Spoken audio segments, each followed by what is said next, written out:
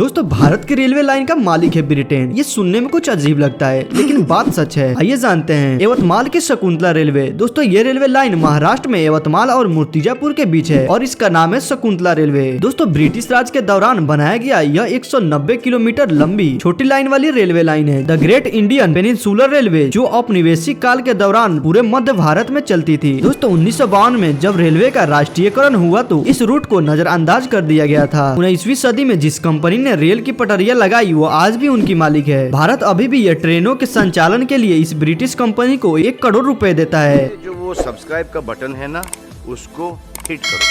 कहानी खत्म, देखो मत।